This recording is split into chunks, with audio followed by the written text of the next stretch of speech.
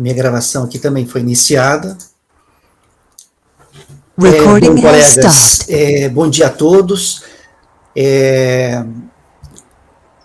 Vamos, então, iniciar a sessão de julgamento da segunda turma ordinária da quarta Câmara da segunda sessão do CARF, do dia 7 de julho de 2020. Estão presentes os conselheiros Francisco Ibiapino Luz, Gregório Heckman Júnior, Márcio Augusto Skeff Salem, Renata Torati Cassini, Rafael Mazer de Oliveira Ramos, Luiz Henrique Dias Lima, Ana Cláudia Borges de Oliveira e Dene Medeiros da Silveira. Não teremos sustentações orais, mas temos muitos processos na pauta, então eu peço a todos, sempre que for possível, que façam um resumo do relatório e um resumo do voto, ok? Vamos começar, então, pelo primeiro item da pauta da sessão dessa manhã, que é o item 80 da pauta, são embargos da Fazenda Nacional, o contribuinte é Kielce Crisóstomo, são 3 processos do mesmo contribuinte, os itens 80, 81 e 82, todos de relatoria do conselheiro Francisco. Francisco, então, você pode passar, então, a leitura do voto e do relatório do processo 80. Ok. As minutas já estão lá na pasta T.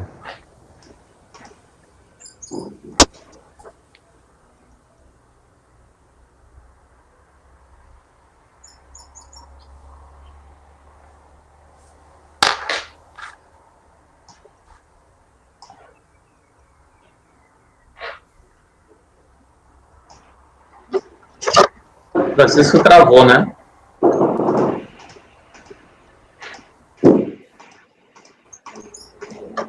Ou eu que travei? Não, retornou agora, retornou. E, colegas, quando a imagem trava, às vezes você fica congelado, em vez de desligar tudo e sair, dá para você fechar o vídeo e abrir de novo, às vezes funciona. E quando não funcionar, é só clicar no endereço em cima, dar um Enter, ele reinicia a página. E é bom lembrar também, né, Dene, de diminuir a qualidade. Colegas, diminuir a qualidade da imagem, né? No canto direito. Inferior direito, gerenciar qualidade, baixa definição. Isso, exatamente.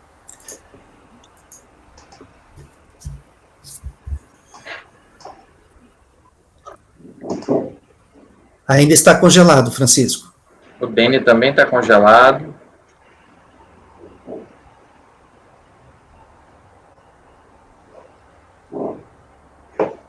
Não, mas não só congelado, ele está sem áudio também. Ele caiu, Dene. Então ele não está. Eu estou com áudio. Eu estou com áudio agora? Tá. Eu estou dizendo que o Francisco está sem áudio. O Francisco caiu. Voltou. Voltou agora. Só a imagem está travada, Francisco. A imagem está congelada, Chico. Eu estou congelado ou não? Você não está aparecendo, Dene. Sim.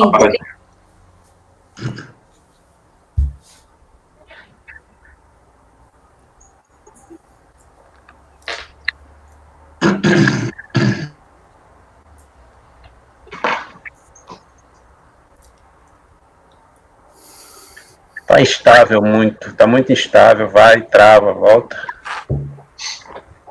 Ô, Márcio, tem umas informações, no intervalo eu conto. Recarrega a página, Chico.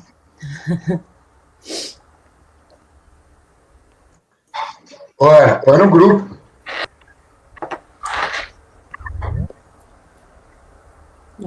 Beni, está ouvindo? Estou ouvindo. Tem o processo que saiu em vista de mesa ontem, né? Que é... é verdade. Seria aquele primeiro, né? Vamos fazer esses do Kielce, que o Francisco, então, já engatilhou ali, né? A gente até estava comentando sobre ele antes de iniciar a sessão, né? Mas fazendo esses do Kielce, os itens 80, 81 e 82, fazemos, então, essa vista de ontem. Tá bom? Essa vista de ontem. Podemos ir, então? Podemos, Francisco. Item 80 da pauta. Pode começar.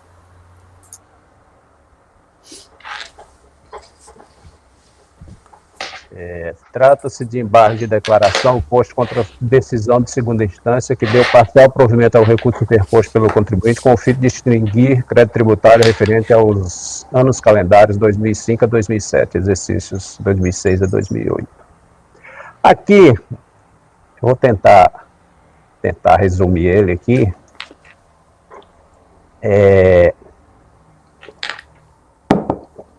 A Procuradoria entrou com embargos, ela alegando contradição e omissão, porque o relator, na época que a turma julgou, ele reconheceu que não tinha laudo definindo a área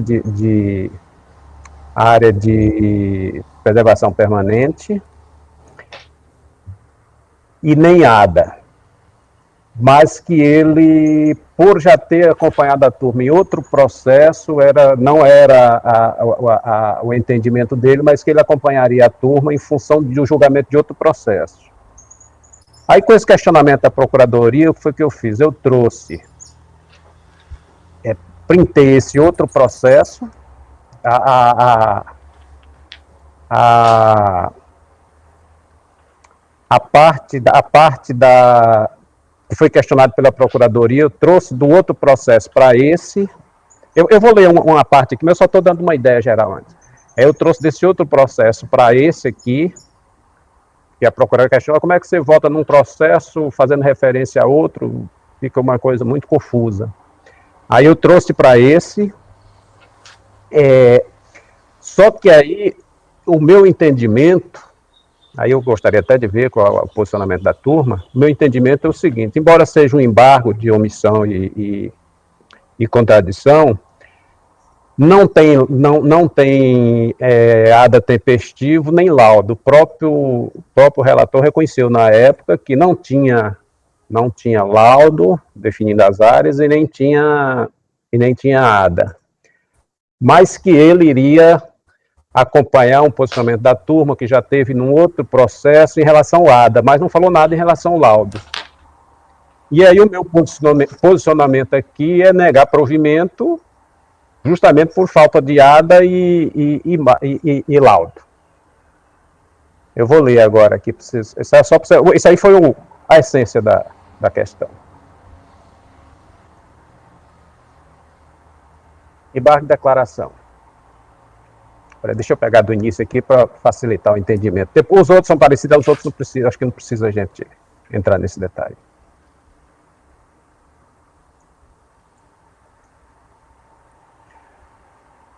Autuação e julgamento de recurso voluntário. Tá. Ementa. Aqui da julgamento do recurso voluntário, não é a ementa do julgamento do acordo recorrido, não é da DRJ, não. Assunto: Imposto sobre Propriedade Territorial Rural, VTN, não comprovação. ITR, Área de Preservação Permanente, ADA, apresentado antes do início da ação fiscal. É válido para a comprovação da área de preservação permanente o ADA apresentado intempestivamente, desde que protocolizado antes do início da ação fiscal. ITR, reserva legal, averbação, obrigatoriedade. A área de reserva legal deve ser averbada à margem da matrícula do imóvel, no registro do imóvel competente, após aprovada a sua localização pelo órgão ambiental estadual competente ou mediante convênio pelo órgão ambiental municipal ou outra instituição devidamente habilitada, consoante estabelece os parágrafos 4º e 8º do artigo 16 da Lei 4771, 65. Dispositivo do acordo.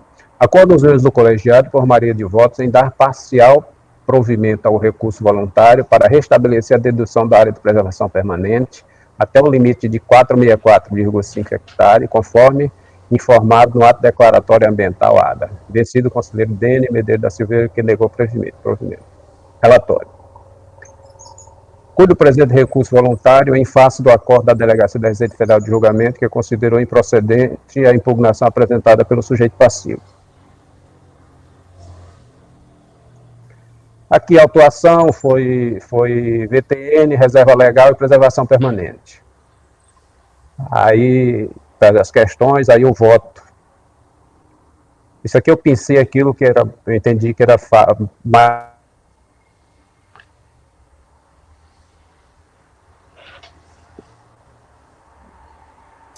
Tá sem áudio, Francisco. Tá sem áudio, Francisco. E ele não tá escutando a gente também. É. Francisco!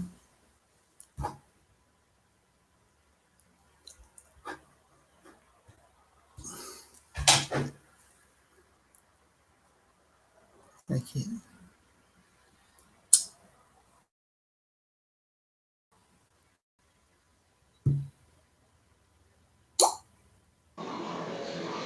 Presidente, tua câmera tá escura aqui pra mim.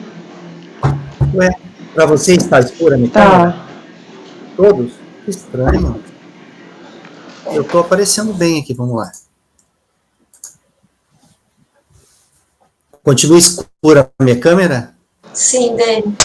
Que engraçado, deixa eu reiniciar aqui. Engraçado também, quando começa a gravação, eu tô com fone, eu paro de ouvir. Aí eu tenho que tirar o fone. E aí, tô aparecendo? Vai aparecendo.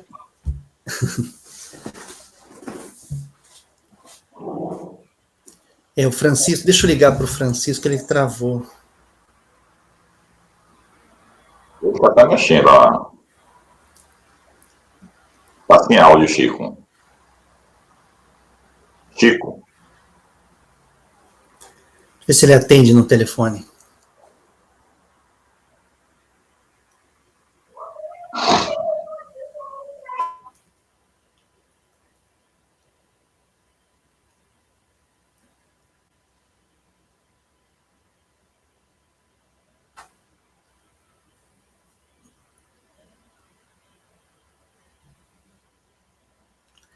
Francisco, você está sem áudio.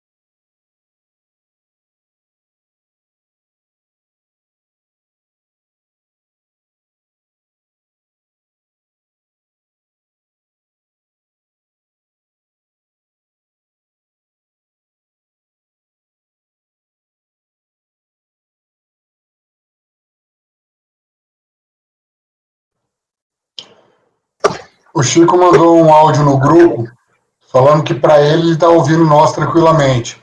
Só que teria sido silenciado. Não, eu silenciei o Chico quando ele não podia mais ouvir, para ele notar que ele estava sendo silenciado, para ele ativar o microfone. Agora tem um detalhe, o que eu acho que o Chico pode fazer é o seguinte, de vez em quando acontece uma lentidão, uma instabilidade de internet, seria interessante, talvez, rotear o modem pelo celular. Cada pessoa pode ter a sua franquia de dados, mas pode ajudar um pouco, porque o celular costuma não ter intercorrências dentro da área de cobertura, como tem a Wi-Fi. Então, pode ajudar ele disponibilizar a rede do celular, conectar via o computador, e aí fazer todo o procedimento de conexão, e aí voltar, vai fluir melhor. Porque a gente não está te ouvindo, Francisco. Mas não é tu falar mais perto, mas a gente não está te ouvindo mesmo. Pode ser também teu microfone. Isso é uma outra possibilidade. O microfone vinculado ao fone, né? Que a Renata falou que o dela também, quando conecta, cai. Se tu tenta fazer também quando começa a gravar, tá tudo funcionando. Começa a gravação, eu paro de ouvir. Aí eu desligo o fone eu volto a ouvir e falar normalmente. Tenta fazer o seguinte, Francisco, vai na setinha embaixo do microfone, do lado do botão de desligar, e verifica qual o microfone que está habilitado, e fica brincando. Normalmente são 3 microfones, tenta alterar um pelo outro, e aí vê se funciona, e tu vai falando, e aí quando der ok, a gente faz positivo.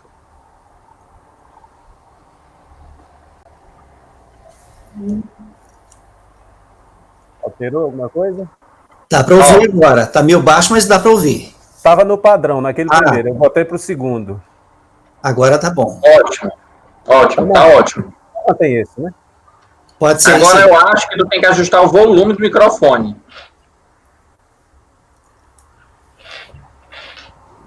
Onde é que faz esse negócio? Eu acho que tá boa a voz, não tá? Para mim tá boa. Pra mim a tua tá muito boa, Dani, mas o Francisco ainda tá um pouco longe, mas ok, dá para acompanhar. Ele lendo, eu acompanhando, dá para seguir no ritmo.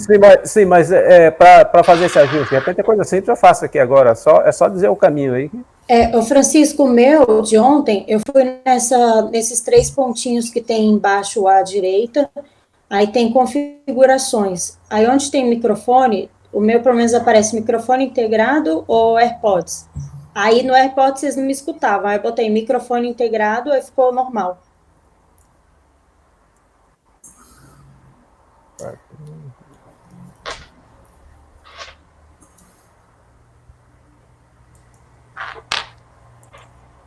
Melhorou?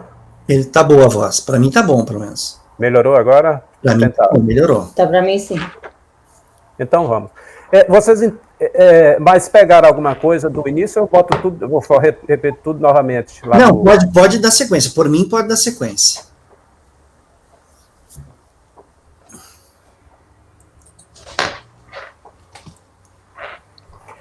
Bom, bem uma pincelada bem rapidinho aqui. O embargo foi alegação de omissão e contradição, porque o relator, na época, ele desenvolveu o voto todo que, sem a entrega do ADA tempestivo, não poderia ser deduzida parte da área de preservação permanente. Aí, no final, ele concluiu dizendo o seguinte, que, embora o entendimento dele seja esse, que não pode, mas como a turma já julgou no outro processo, que tendo ADA antes da entrega, antes do início da fiscalização, se admite essa dedução. Então, ele olha, o meu entendimento não é esse, mas eu vou acompanhar a turma porque tem um julgamento de outro processo. Embora, inclusive, não tenha laudo, também não tem laudo. Aí, a Procuradoria questionou, olha, o voto todo seu foi esse, aí você fez referência de outro processo, não trouxe nada desse outro processo, então ficou uma coisa muito vaga, uma contradição e omissão aí nesse meio. Aí, foi o que eu fiz? Eu peguei a parte desse outro processo, que ele se referenciava. Ai, travou. Copiei, printei, trouxe para. E aí, justamente, eu não pensei pegar.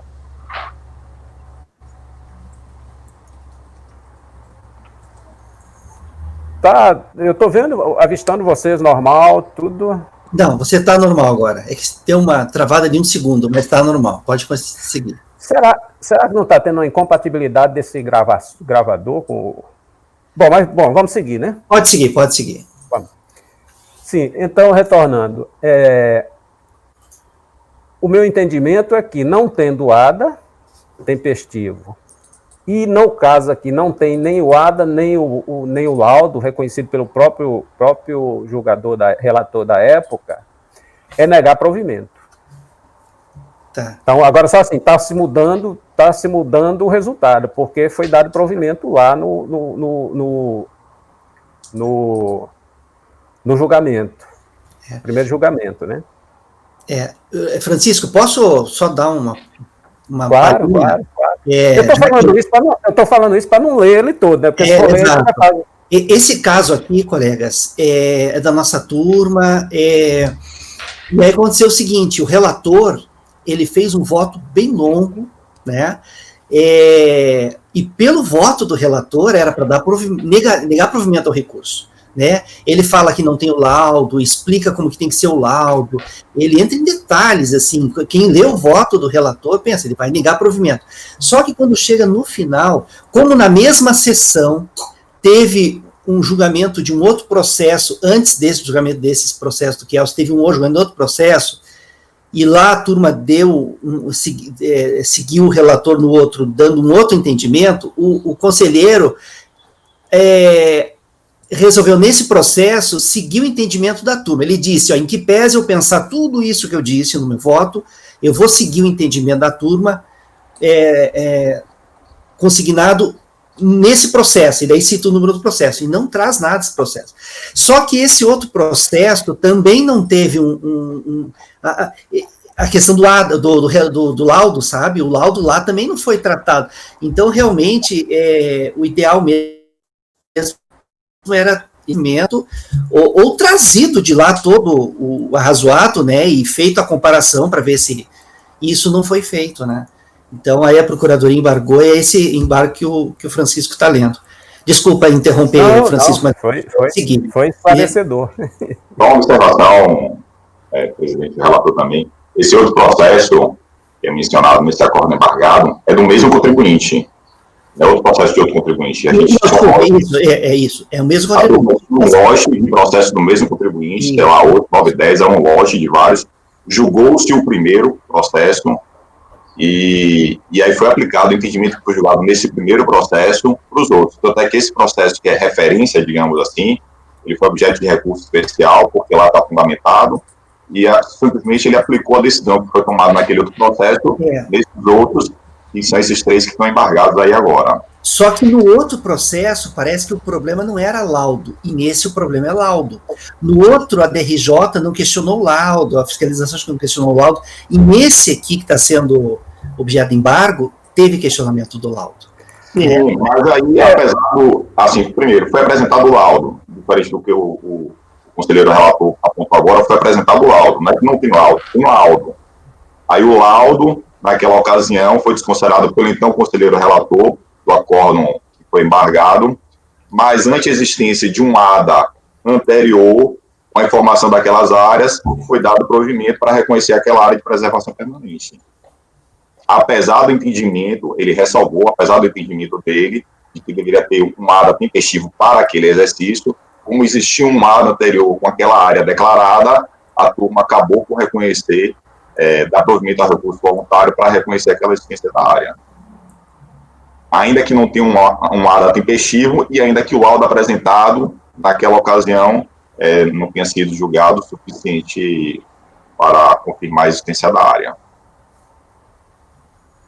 Então, assim, eu estou olhando aqui o processo, ainda não cheguei, na verdade, nos embargos, para ver o teor do conteúdo dos embargos, mas, assim, a princípio, o que o embargante está pretendendo é um reexame do mérito.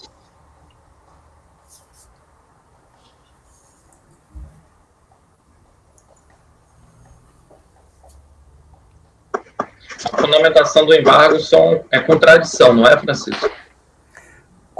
Contradição e omissão.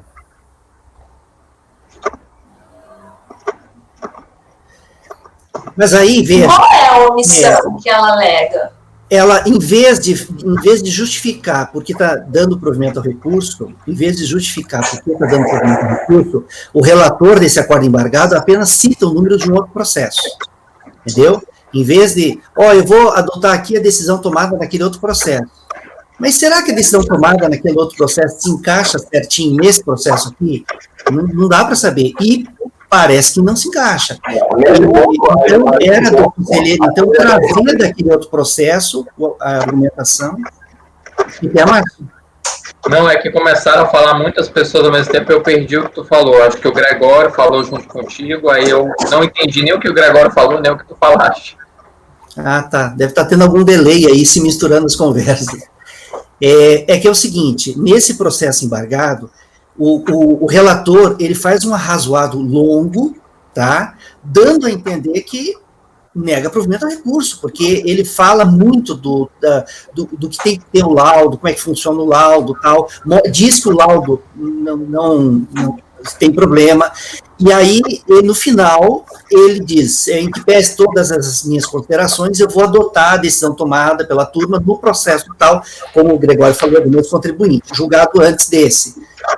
E termina assim, só que daí, mas para aí, tem que trazer, então, para esse voto o que foi decidido lá e mostrar que o que foi decidido lá se encaixa nesse processo aqui para dar provimento ao recurso, né? Isso não foi feito. E então, cabia então agora ao conselheiro, ao Francisco, fazer isso, né? E se no fazer isso, o Francisco entender que realmente o que está no outro processo não é suficiente para dar provimento nesse, aí eu acho que cabe sim contingentes. Eu acho que cabe. Veja bem, eu acho. Mas eu me incomodo com uma coisa. Não parece que a gente está...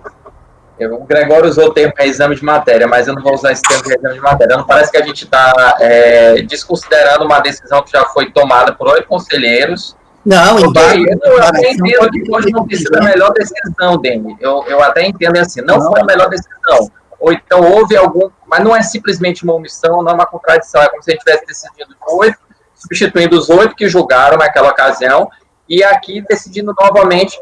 Por mais que tenha sido uma decisão aparentemente incorreta feita pelo Conselho. Mas o relator disse, olha, com base nesse processo e com base no entendimento da turma, então eu vou dar provimento. Ele não deveria ter feito isso, ele procedeu errado. Me parece que ele procedeu errado. Não sei quem não quero emitir juízo de valor, mas me parece que foi um proceder errado. Mas eu me sinto que eu estou substituindo todos os 8 que julgaram naquele processo e agora, de novo. Não é simplesmente um efeito infringente oriundo de uma mudança. Eu ainda não enxerguei isso tão bem. Eu não sei se o Francisco expôs direito. Quando a gente tenta... Aconteceu isso naquele caso lá do Missaco, lá da senhora Missaco, né, daquele ganho de capital lá. Quando a gente tenta resumir para economizar tempo, aí talvez fique difícil o entendimento, porque às vezes a coisa é extensa e você termina pulando algum ponto, na sua cabeça está claro, mas quem está ouvindo realmente não vai adivinhar, né? E é a mesma coisa nesse aqui. Mas assim, como esse aqui é um assunto bem debatido, o que aconteceu, o que é relevante para a gente julgar, para não ter que ler esse monte de coisa, o relator de origem, ele descreveu, como o Denis falou, toda a fundamentação dele para negar provimento, porque o laudo não especificava dimensões. Olha, eu tenho um laudo, tem área, sim, mas qual é essa área? Então, esse laudo tem e não ter, para mim não é nada, é a mesma coisa. E não tem nada tempestivo. Aí ele descreveu, olha, meu entendimento é esse, mas eu vou acompanhar a turma, que já foi vencido, alguma coisa assim, no voto anterior. Ponto. Esse foi o entendimento dele. O entendimento meu. E aí é uma situação até meio complicada, eu entendo o que o Márcio colocou, e o Gregório colocou também, mas veja bem, eu não concordo que eu vá relatar e conceder uma isenção de uma área que não tem nada tempestivo e não tem laudo. Tem. Não tem laudo com dimensão, não tem. Eu não vou, embora tenha sido um voto de outro. Então fica difícil, mas então esse embarque teria que cair na mão de uma pessoa que pensa igual a outra, então fica uma complicada. Então eu acho que para a gente não perder tanto tempo, eu mantenho o meu voto e aí a turma decide. Isso, perfeito. Eu vou negar provimento por falta, e aí justifico, por falta de ADA, tempestivo e por falta de laudo. Sendo que eu reconheço o que o Gregório falou, o julgamento foi do mesmo contribuinte, tanto é que eu trouxe esse ADA de lá, como a Procuradoria questionou, eu trouxe esse ADA de lá, eu printei esse ADA de lá do outro processo para esse processo, tá lá, tá na minuta de voto. Então eu mantenho o meu posicionamento, negar provimento, e aí a turma decide.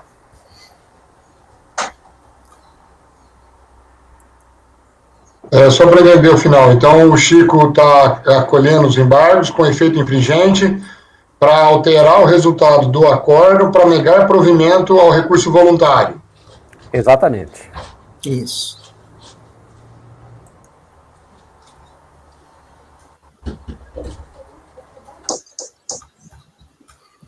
Nossa, ficou um voto bem longo, né, Francisco? Não é você agora, Gregório? Sou eu que levantou a mão. Paz, diga.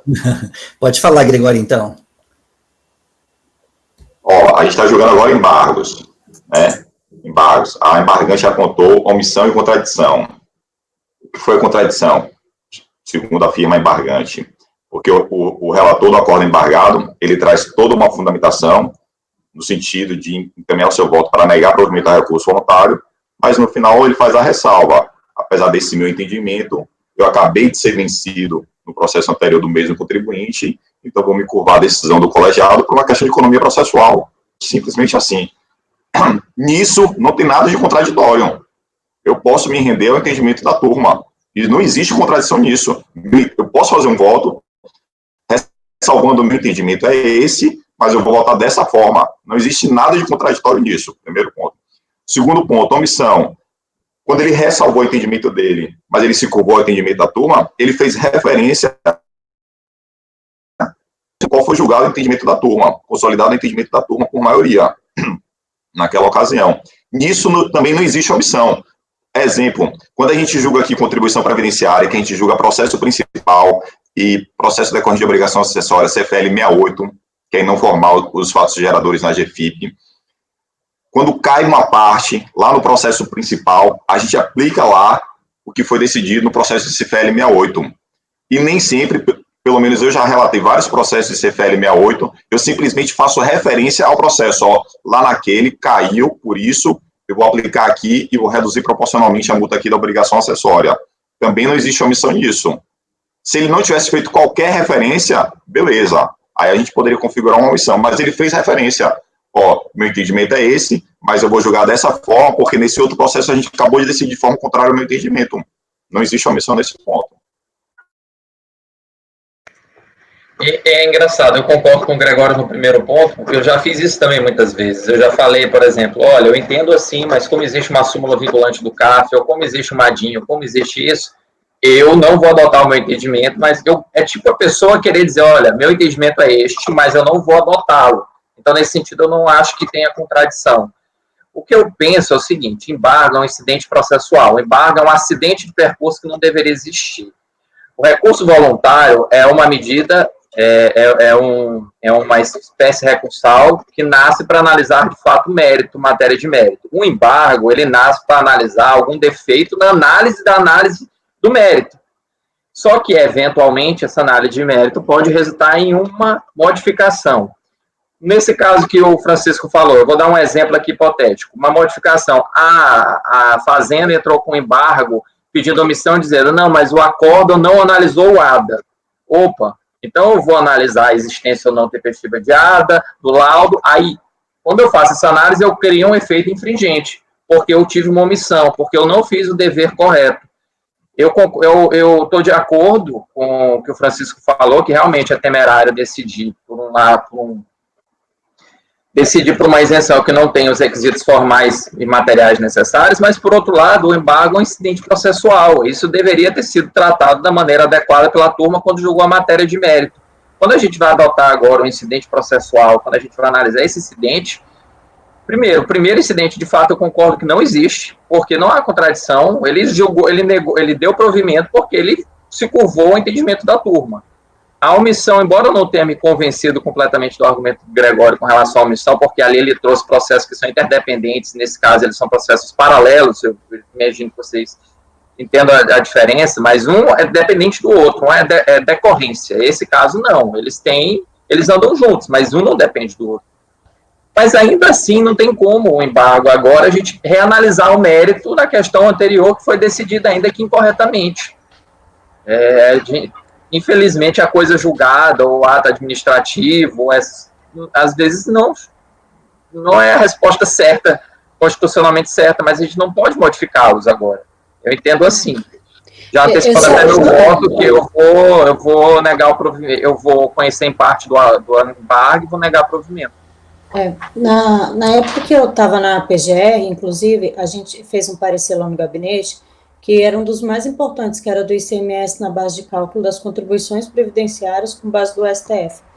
E quando o parecer chegou lá no gabinete, eu até conversei com a procuradora, a subprocuradora-geral, e ela falou assim, eu não concordo com a admissibilidade desse recurso. Eu estou aqui há mais de 30 anos e esse defeito processual, para mim, nunca existiu de eu admitir. Mas como ele já foi admitido pela turma da afetação, a gente vai fazer o parecer, vai analisar o mérito pela primeira vez em 30 anos, mas eu vou deixar no voto consignado. Entendo que o recurso não podia ser admitido, porque esse é o meu entendimento pessoal há mais de 30 anos. No entanto, como ele foi admitido em decisão anterior, passo a análise do mérito. E aí analisamos o mérito. Então, eu acho que é uma coisa parecida agora, só que o contrário, né? Então, você pode ressaltar que o seu entendimento não é esse, mas como já foi feito lá atrás, agora você ressalta o seu e passa a análise.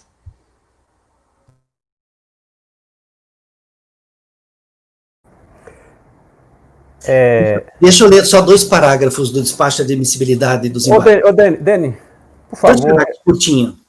Bem curtinho, Francisco, bem rapidinho. Olha o que diz o despacho de admissibilidade dos embargos. Acontece que o voto condutor do acordo embargado não fez nenhum outro esclarecimento a respeito, nem mesmo a transcrição da decisão constante do processo número tal, que ele cita, restou carregada ao voto, o que poderia suprir esse esclarecimento se viesse acompanhada de um cotejamento com o caso em análise, e para cada um dos exercícios. Desse modo, assiste razão embargante, uma vez que a simples remissão a uma decisão constante de um outro processo não supre a necessidade de o julgador trazer em seu bojo os fundamentos da decisão tomada. E veja, se lá no outro processo a decisão tomada lá não é suficiente para dar provimento aqui, gente, não tem sentido citar um processo que nem resolve o caso aqui. Aqui tem omissão mesmo. Faltou trazer né? Tem, né? E se ele trouxesse o número de por engano, o número de processo de um assunto que não tem nada a ver com isso aqui, ia suprir? Claro que não, né? Mas outra, eu entendo que pode ter uma omissão. Gente, questão de ordem. O fato concreto nesse caso aqui agora, isso certamente foi analisado lá, porque para você aplicar o que foi decidido lá, nesse caso, isso certamente foi analisado pela turma. Eu li o outro processo. O tiro naquele outro processo não se aplica aqui. Isso não é verdade. Eu li outro processo. Não. O outro processo não supre. Não dá provimento ao recurso aqui. O outro processo não dá. Mas vamos fazer o seguinte, Francisco, fale, você está querendo falar, a gente não está deixando. Fala, Francisco. Como eu sou relator do processo, eu até gostaria de fazer uma consideração aqui. Eu marquei a mãozinha lá, quase logo depois que Márcio marcou. Ai, desculpa. E não estou conseguindo falar. Então, talvez a gente organizar para o grupo, para esse, acho que para os outros fica mais fácil a discussão, né? É nesse ponto. Porque eu tinha logo depois que o Gregório falou, a questão que não tem omissão, mas vejam bem, ele fez umas pontuações que há espaço para reflexão. É o seguinte, eu conheço ou não? Tem omissão ou não tem? Tem contradição ou não tem? Porque aí eu não iria julgar. Beleza. Entendi que não tem, não me interessa o que aconteceu.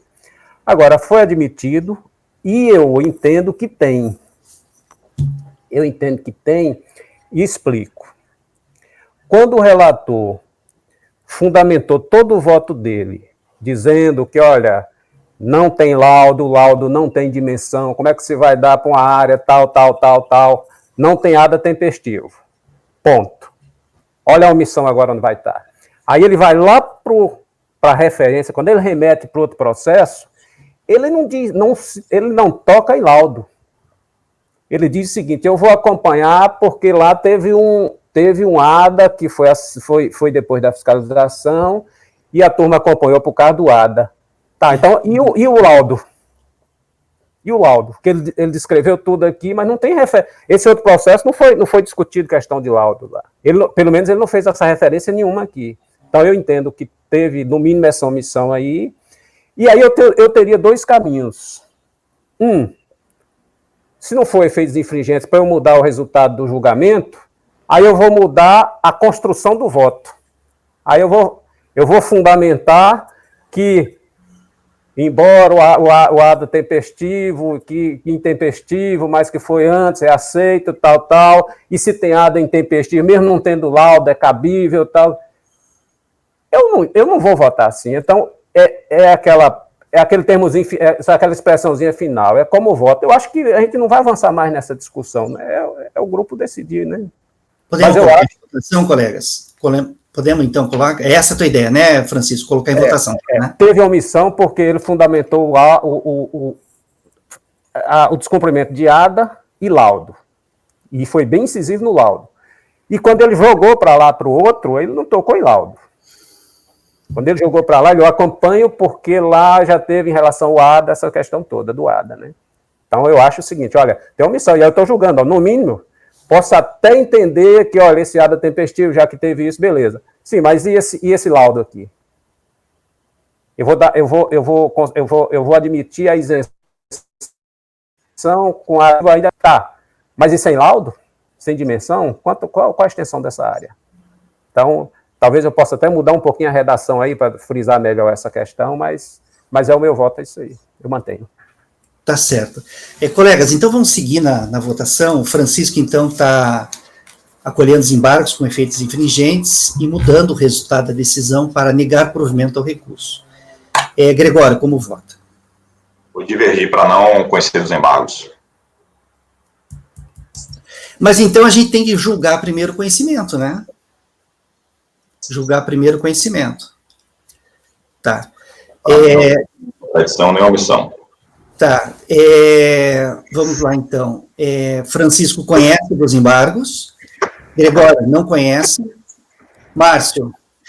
Eu vou acompanhar o Gregório na divergência. Eu estou convencido também. Com certeza que não há contradição. Eu estou satisfeito também que não há uma omissão, ou pelo menos uma omissão taxativamente a ponto de provocar efeitos infringentes no resultado do julgamento. Então, também não vou conhecer, não. Não vou acolher os embargos, na verdade. Tá, então, Márcio não conhece. Renata? Também não conheço. Não conhece. Rafael? Eu acompanho a divergência para não conhecer os embargos. Não conhece. Luiz?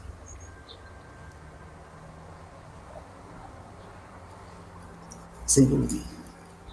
Acompanho a divergência. Divergência. A Ana? Eu acompanho a divergência. O Luiz também não conhece, então, né, Luiz? É isso, né? A Ana não conhece também. Eu vou conhecer. Tá.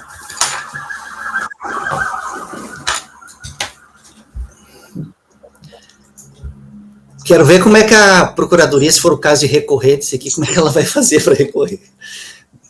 Não sei, vamos ver. Pode recorrer de embargo. Se ela achar um precedente para recurso especial, pode. Não, mas ela pode recorrer do... Ela vai recorrer, na verdade, do acórdão, da decisão, né? Só que ela tem que ter um precedente. foi um provimento sem fundamento, entendeu? E aí não foi... Aí não sei como é que ela vai recorrer, entendeu? Eu não sei. Ela teria que ter um precedente do RV, do resultado do acórdão, para fazer o resto. Ela não vai... O Gregório caiu, gente. Ele mandou no grupo dizendo que ele caiu. Tá. Então, deixa eu colocar aqui, então, o resultado. Mas é legal que se a Procuradoria puder recorrer, aí sim vai poder se discutir de novo essa matéria de mérito. Mas ela não vai poder recorrer, porque ela tem que ter um fundamento aqui, para trazer um paradigma, mas não tem fundamento. Ela não vai, não sei, eu não vejo como ela vai conseguir recorrer. Mas eu também não vejo, processualisticamente falando, que a gente pudesse substituir o último colegiado. Efeito infringente acontece, é normal. Não, eu sei, mas eu acho que aí a gente está fazendo um outro julgamento. Com efeitos infringentes. Mas aí não seria simplesmente... Se não tem omissão nem contradição, não tem nem como ter efeito infringente. Mas tem omissão. A gente entendeu que não tem. Não, mas o que eu quero dizer, Denis, lembrando só meu voto, do que eu falei há pouco, é só o seguinte: quando o efeito infringente é decorrência do reparo de uma contradição de condição de conformidade, eu entendo, mas aí a gente está substituindo todo um colegiado que já havia decidido, embora não seja, me pareça ser a decisão mais correta, mas a gente está substituindo o colegiado, simplesmente vai dizer, não gostei daquela decisão, a gente tem que usar essa decisão. E aí eu acho que não cabe, porque não é a missão, não é a função de um embargo de declaração. O embargo de declaração é um incidente, é para pavimentar uma rua que está esburacada. Ele não é para construir a rua. Agora, pode ser que ele crie uma outra alternativa no ato de reparar a rua, mas nesse caso, não. Nesse caso, eu não vejo nem possibilidade, nem se fosse acolhido.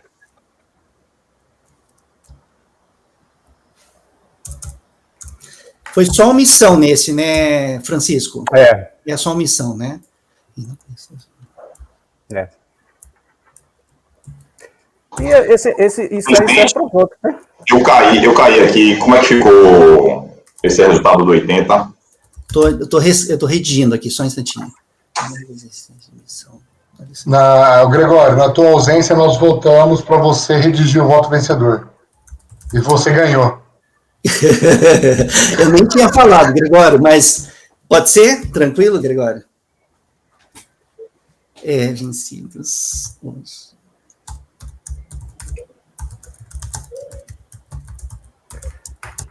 Isso serve para os outros, Dani, é a mesma coisa, né? É a mesma coisa, né? Ficou assim, colegas. Acordam, vê se vocês concordam. Acordam os membros do colegiado no item 80, tá? Acordam os membros do colegiado por maioria de votos em não conhecer dos embargos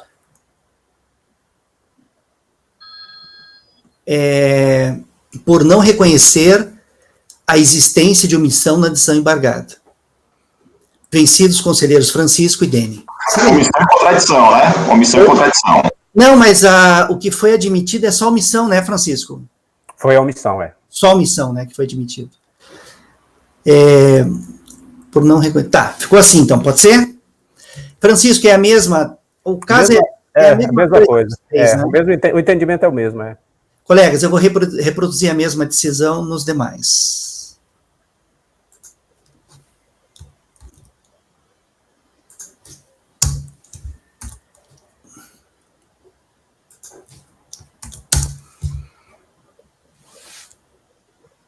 Tá. Agora, colegas, a gente podia... Vocês deram uma olhadinha naquele processo de vista de mesa do Rafael lá? Deram uma olhadinha? Número 7 da pauta. Isso. O Gregório fez um bem positivo, assim, ele deve ter dado uma boa estudada. Então, vamos ver aquele caso. É o item 42, né? Qual é? Não, é o item... É o 7. É o 7, né?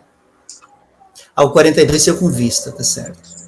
Colegas, item 7 da pauta, do estado de Tocantins.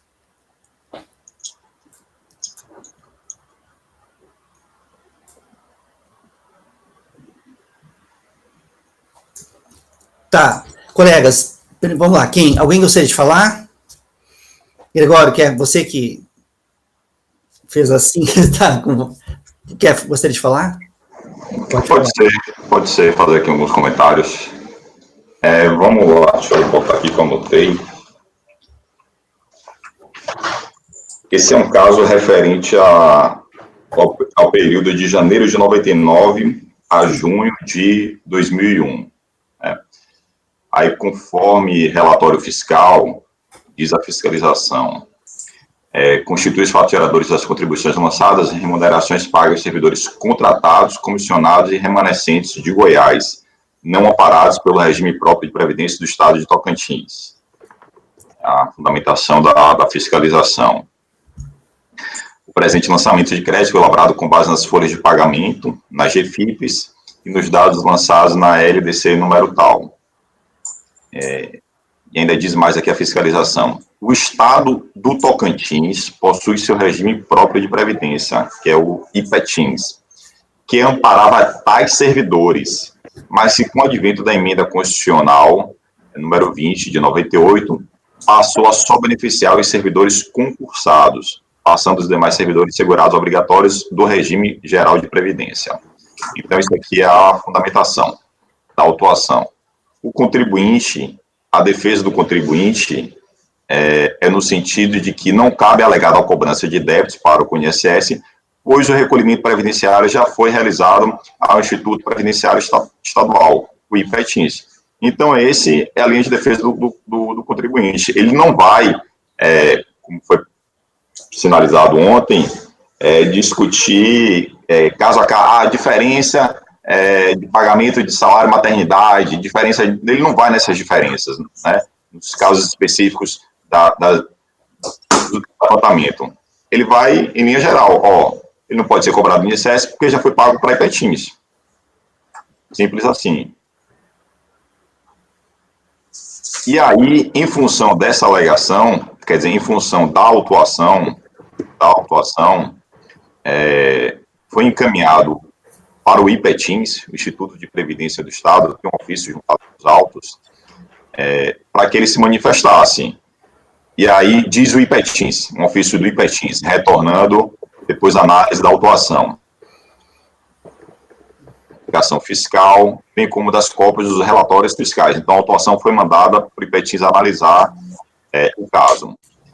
Entretanto, após a análise do material, procedida pelo setor próprio deste instituto, constatou-se que alguns servidores relacionados às fichas anexas, arrolados em referidos relatórios, são detentores de cargos de provimento efetivo, providos mediante concurso público, e por esta razão são vinculados ao regime próprio de previdência social do Estado, estando, portanto, correto o recolhimento de sua contribuição em favor do IPETINS. Isso aqui é uma resposta do IPETINS a uma provocação do Estado quando recebeu a autuação. E aí segue os extratos de contribuições previdenciárias que ele anexou a esse ofício. Veio a decisão de primeira instância, negando provimento e impugnação, foi apresentado recurso, foi convertido em diligência em segunda instância, justamente para que fosse verificada essa questão, essa alegação de que eram servidores que contribuíam para o Instituto de Previdência Estadual, e aí veio a informação fiscal, né? Até um pouco ressentido assim, dizendo que o órgão julgador não analisou corretamente o relatório fiscal, mas aí lá no final da informação fiscal, diz a fiscalização. O contribuinte, com o recurso, apresenta fichas financeiras de alguns servidores remanescentes de Goiás, como sendo servidores efetivos estáveis, cujos nomes e valores totalizados por competência com a planilha anexa. E aí ele consolida aqueles extratos que foram apresentados, só mantendo os servidores e respectivas competências abarcadas pela autuação, porque as fichas que foram apresentadas têm alguns servidores cujas competências de 2002 ou de julho de 2001 para frente, que está fora do objeto da autuação. Então, aqui nesse resumo, que é folhas, não tem aqui, folhas 297 do PDF, fiscal, nessa informação fiscal, ele consolida essa informação de servidores e respectivas competências abrangida pela autuação. E assim, me parece que ele jogou essa informação como o contribuinte apresentou isso, e isso foi uma provocação do IPETINS, analisando a autuação fiscal, para dizer que na autuação fiscal tinham servidores que recolhiam para o IPETINS, e tem competências aqui que fazem parte do período objeto da autuação. Parece que o fiscal, quando prestou essa informação fiscal, ele só quis, ele apresentou e está aqui essa informação, mas ele não se manifestou de forma objetiva, realmente isso aqui está dentro do objeto da autuação, que ele deveria ter feito, na minha opinião. Então, dito isso, como o voto do relator no sentido de dar provimento parcial ao recurso voluntário, para que seja excluído da autuação os servidores estatutários, né, digamos assim, eu vou acompanhar, e aí eu vou sugerir, Rafael, eu seria bem específico, eu daria provimento ao recurso voluntário do contribuinte para que sejam excluídos do levantamento os valores conforme relação dos servidores e devidas bases de cálculos, que é esse documento aqui apresentado pelo próprio fiscal nessa informação fiscal, folha de 297 do PDF.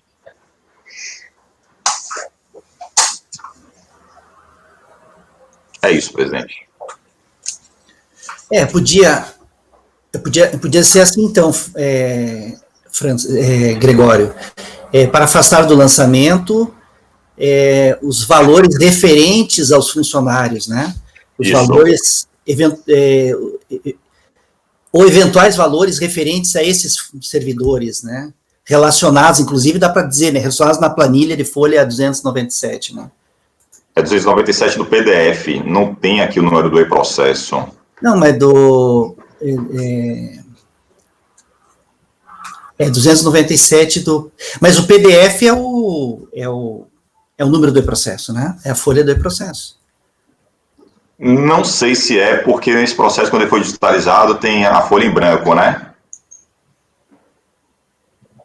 No meu aqui, eu fiz uma cópia do e-processo, que vem com as páginas do e-processo. Eu acho que esse número aqui é o do e-processo. O carimbado está 145, folha 145. Isso, esse mesmo. Esse mesmo. Então, esses nomes é o que ele usou como amostragem. Ele apontou, primeiramente, esses nomes, e aí que o contribuinte trouxe a relação que esses nomes eles foram efetivados, entendeu? Como ele fez por comparativo, por isso que eu joguei todos os funcionários que foram efetivados, que era a conversa que eu estava dando com o Deni hoje de manhã, que a gente fica naquela situação, como é que nós vamos fazer esse levantamento? Como é que vai facilitar?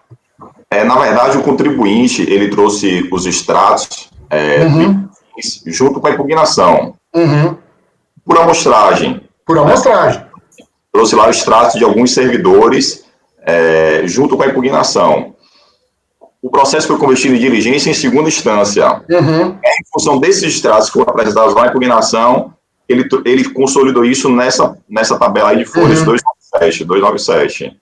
Porque lá ele juntou extrato de servidores que não está abrangido pela atuação e tem servidores que estão abrangidos pela atuação, mas que têm competências que não estão. Então, ficaria restrito a essa página de 297. Então, ficaria, antes da conclusão, Dani, ficaria assim, volta no sentido de provimento ao recurso voluntário para afastar o lançamento em relação aos funcionários destacados na folha 297, físico 145. Eu vou usar o termo servidor, em vez de funcionário, que é o que está ali na planilha, tá?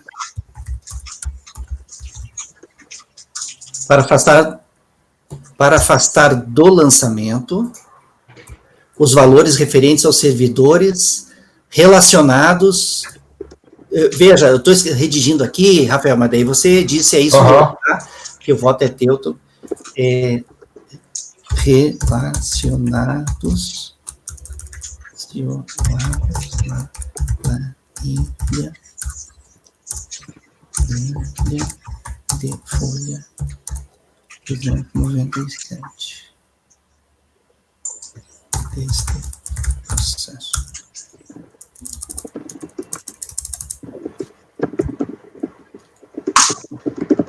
Quais são as folhas, Rafa? No PDF é 297, no físico é 145. 297.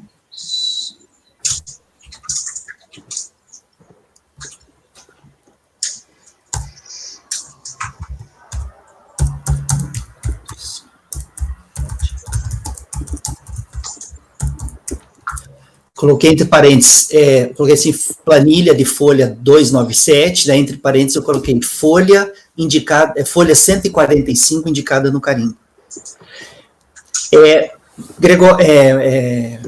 Rafael, veja se você concorda com essa conclusão. Faço o exposto, voto no sentido de dar provimento ao recurso voluntário. É exatamente o que você está dizendo, sabe? Só estou colocando ali a página. Provimento parcial. Parcial. Isso. Faço exposto, voto no sentido de dar parcial provimento ao recurso voluntário para afastar do lançamento os valores referentes aos servidores relacionados na planilha de folha 297, entre parênteses, folha 145, indicada no carimbo. Seria isso? Esse entendimento, Gregório, também? Isso? Né? Colegas, esse é o voto do relator, tá? Ele está dando parcial provimento. Podemos colocar em votação, então? Alguém quer falar mais alguma coisa? Não? Francisco, como você vota?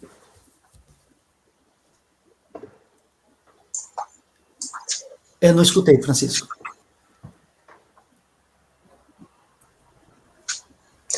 Não foi unânime a votação aí, o entendimento? Não, não.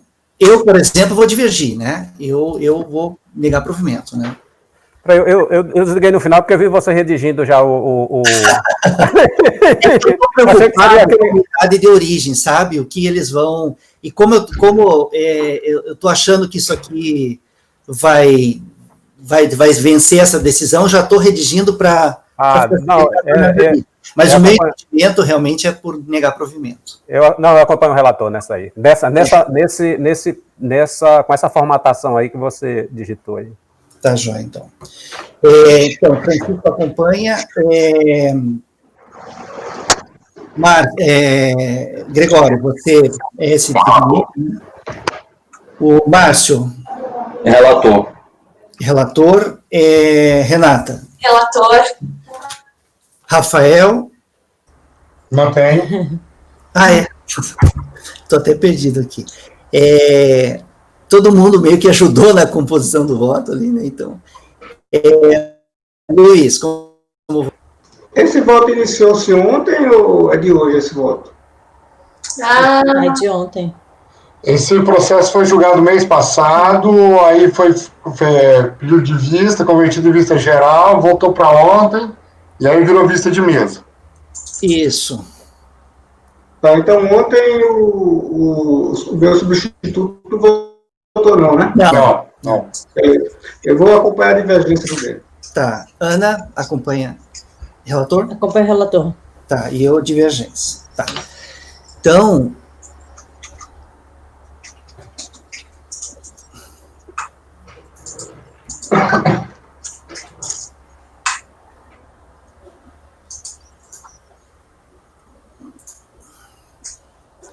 Só um instantinho, colegas.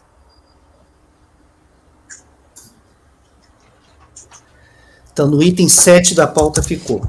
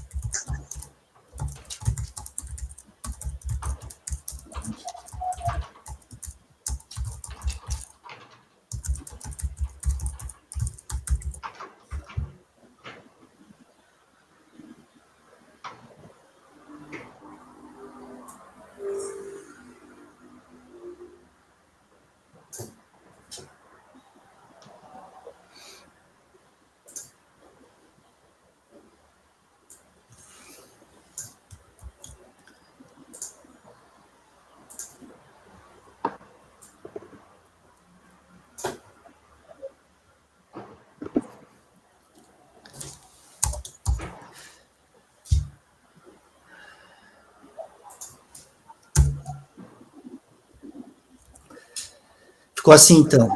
Acordam os membros, o item 7 da pauta, acordam os membros do colegiado, por maioria de votos, em dar provimento parcial ao recurso voluntário para afastar do lançamento os valores referentes aos servidores relacionados na planilha de folha 297, entre parênteses, folha 145, indicada no carimbo. Eu acho que agora a unidade de origem vai conseguir executar, porque ela vai pegar aqueles valores, aquelas diferenças, e vai ver quais diferenças dizem respeito a esses servidores e vai afastar. Eu acho que agora vai ficar tranquilo. Então tá. Obrigado, Rafael, por deixar a gente ajudar na... Louco, que isso, uma honra. Obrigado a vocês. Gregório, obrigado pelo poder de síntese do problema. O Gregório fez uma análise legal ali.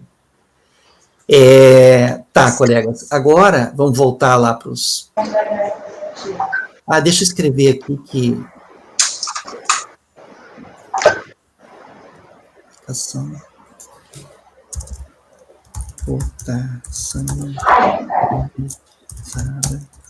em 7,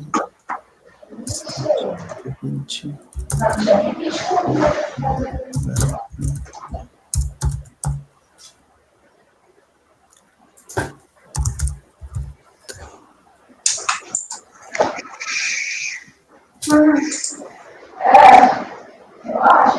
Ô, Dene, nesse 7 tem que constar que foi votado hoje, né? Foi tirado de... Isso, a votação é hoje, né? Eu até coloquei já aqui, na ata vai constar, né? Processo julgado no dia... Que daí eu ponho a especificação dia 7 de julho também nele, né? Na data de julgamento, né? Eu posso até colocar aqui, processo, julgamento iniciado no dia 6 e concluído no dia 7. Não, tudo bem, mas é que daí eu lá na... Dia 7. Dia 7. Dia 7. Dia 7, coloca o dia 7.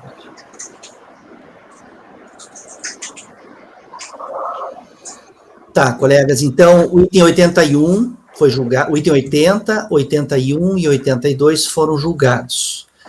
Agora, a gente vai começar agora a julgar alguns processos que são todos paradigmas, né? Vamos começar por um processo do conselheiro Márcio.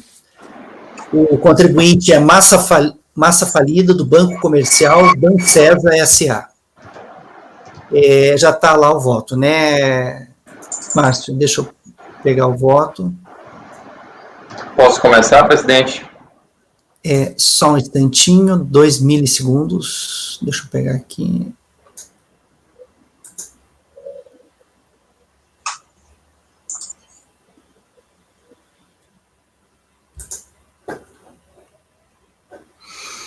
Bancesa. Colegas, item 83 da pauta.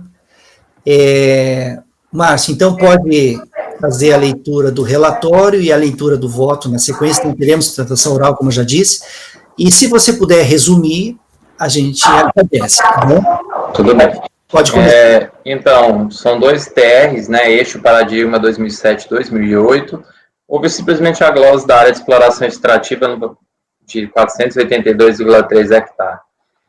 No recurso voluntário, o contribuinte esclarece que essa área é utilizada na exploração de pinos pela empresa Valor Indústria e Comércio de Madeiras e Assessoria Florestal. Estando a propriedade em nome do recorrente e atividade exploratória atribuída a terceiro, ele acredita que houve erro na eleição do sujeito passivo na forma do 1652 do CTN, pois seria a Valor quem produz as atividades tributadas pelo ITR. Ademais, por não possuir contato com a empresa supramencionada, não dispõe dos documentos requeridos pela autoridade lançadora, embora julgue ser obrigação destes reunir obedecendo ao disposto no artigo 37 da 9784. Ao término, requer a anulação do lançamento por vício processual na ausência de consulta à sua base de dados para comprovar fatos que são de seu conhecimento. Pede ainda a oportunidade de trazer aos autos comprovações de que a exploração integral da terra é feita pela empresa. Então, eu vou para o voto. O imposto sobre a propriedade territorial rural tem como fato gerador a propriedade, domínio ou posse, nos termos da 9393 e também do Código Tributário Nacional. Portanto, não é a atividade produtiva ou exploratória que atrai a sujeição passiva, mas a propriedade, domínio ou a posse. Aquela primeira, ratificada pelo próprio contribuinte ao afirmar ter recebido imóvel rural em dação de pagamento. Tampouco a hipótese de constar a aplicação do artigo 37 da Lei 9784, ou seja, consulta aos bancos de dados da Receita, pois a alegada preexistência de atividade exploratória por terceiros, que não está comprovada nos autos, por óbvio, não está enquadrada no conceito de informações registradas em documentos existentes na própria administração. Por derradeiro, na eventualidade de atividade exploratória por terceiros estar caracterizada, isso não modifica a identidade do contribuinte da obrigação tributária determinada na legislação supramencionada. No mais, desde a interposição do recurso voluntário em abril de 2013 até a presente data, o contribuinte não instruiu os autos comprovável idônea da área de exploração extrativa, devendo o lançamento ser mantido como tirado. Acrescento apenas, presidente, que também, depois de reler aqui, depois de reacompanhar o relatório, eu acrescento que o ônus da prova, neste caso, isso eu vou acrescentar no voto, é do contribuinte que deve demonstrar o direito de deduzir os 482,3 hectares de área de exploração extrativa na sua apuração anual de ITR. Então, não é um ônus da fazenda, mas é um ônus do contribuinte à prova. Após a glosa, ele tem que trazer e instruir os autos com os documentos necessários para tal, e ele não fez. Desse modo, eu voto por conhecer o recurso voluntário e negar provimento. Recurso bem enxuto.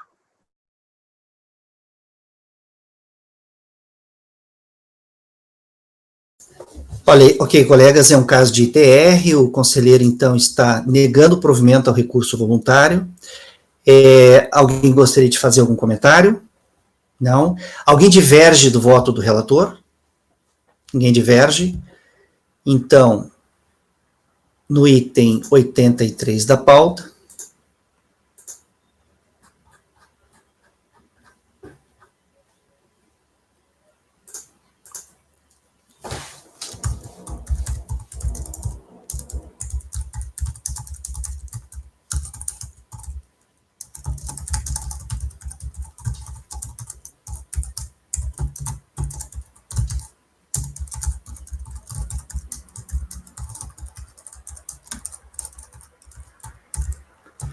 tá.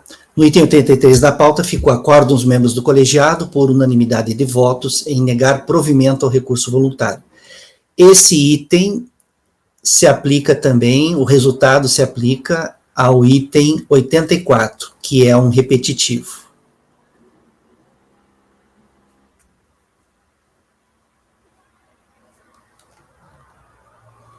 Ok. Só um instantinho.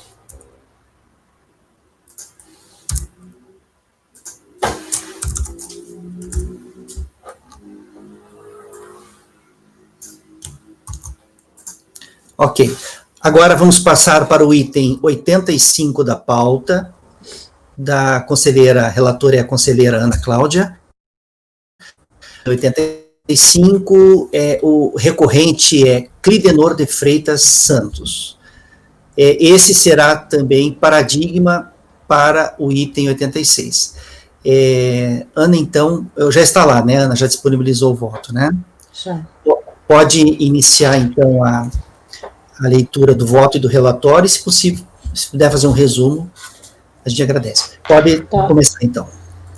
Trata-se de recurso voluntário em face de acórdão da DRJ de Brasília, que julgou improcedente a impugnação e manteve o crédito tributário constituído em 3 de fevereiro de 2014, consignado na notificação de lançamento, tem um número aqui, exercício 2009, no valor total de R$ 631.993,65, tendo como objeto imóvel rural Chapada do Arraial.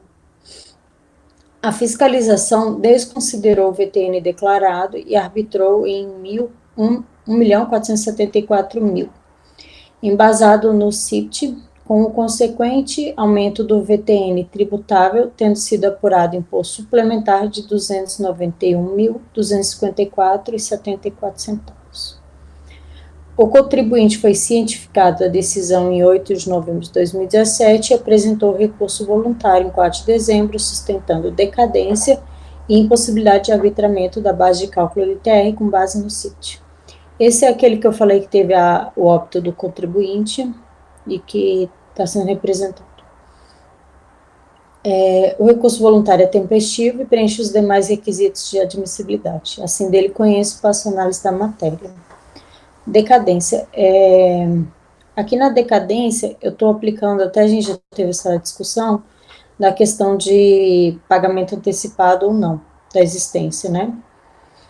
Eu estou dando provimento ao recurso, por entender que quando o fiscal faz aquele imposto suplementar, é que ele está considerando que houve um pagamento, mesmo que não haja o comprovante nos autos.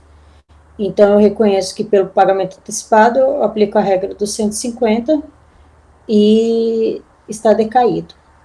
E de forma alternativa, eu voto pela conversão do julgamento do recurso em diligência para que a unidade de origem informe se houve antecipação de pagamento ou não para fins de apuração da decadência. Vocês querem que eu leia a parte inteira da decadência?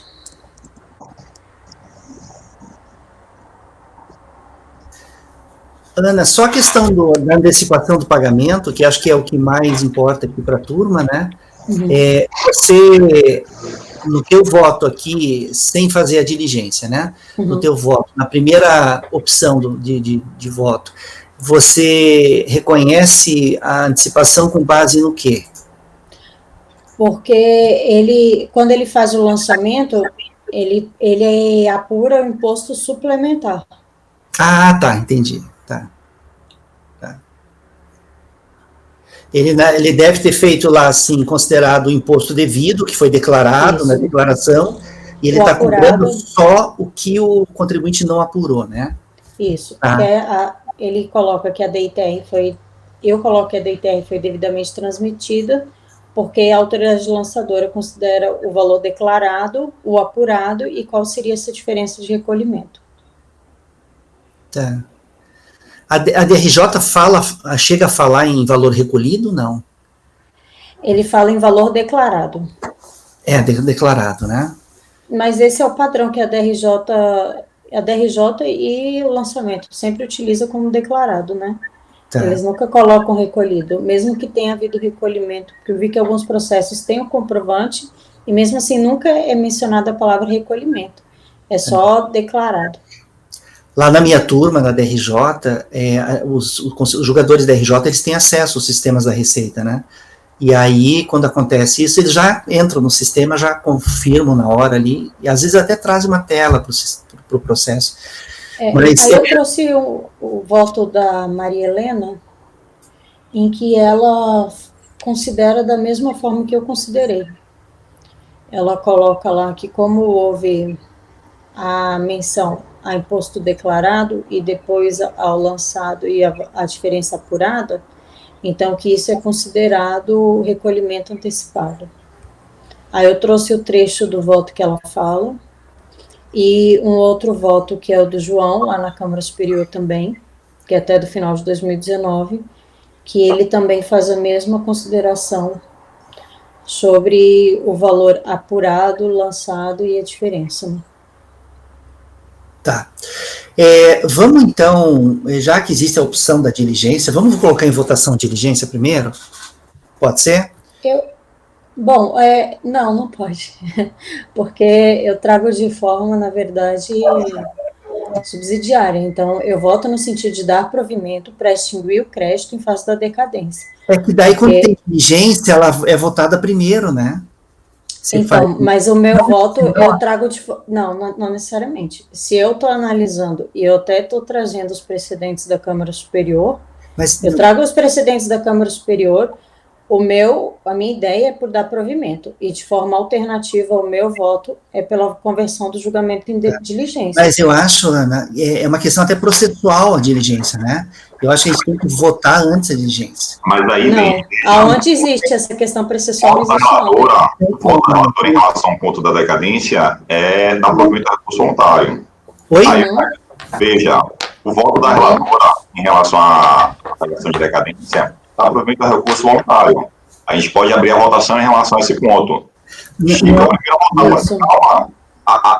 voto da relatora é no sentido da provimento. A gente abre a votação em relação à decadência. Chico, como é o primeiro a votar, ele pode propor diligência. Aí a gente vota a diligência. Perfeito. Entendeu? Tá, tudo bem. Perfeito. Mas não existe, Dani, essa questão processual, não, de diligência ter sido votada anterior ao mérito. É só o seu processual. Mas não existe, não. Podemos... Então, oi? Estão me ouvindo? Sim. Eu fiquei fora e mudei, inclusive, de computador. Perdi aí uma parte da discussão. Foi votado já? Ainda não. Você está sem imagem, viu, Chico? Você está sem câmera.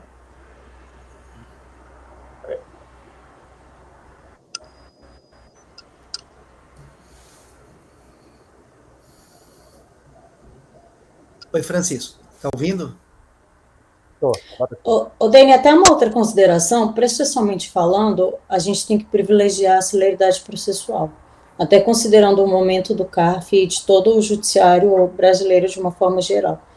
Então, eu acho que se a Câmara Superior já está firmado lá esse posicionamento, inclusive o voto do João é em cima de um recurso especial da Fazenda, e o voto dele é vencedor e a Maria Helena vota igual, para que eu vou converter em diligência para voltar, para vir, para tumultuar o CARF, o nosso Tribunal Administrativo, o Tribunal Judicial, e depois o contribuinte ainda ir judicialmente anular. Então, assim, por mais que doa a vocês da Receita dizer, ok, eu vou ter que aceitar, é uma falha no lançamento que vem de anos, e que ninguém olha e fala assim, olha, e porque esse do João, inclusive, ou foi um outro, que houve a conversão em diligência e estava exatamente isso, não tinha isso de pago, estava lá, declarado, apurado.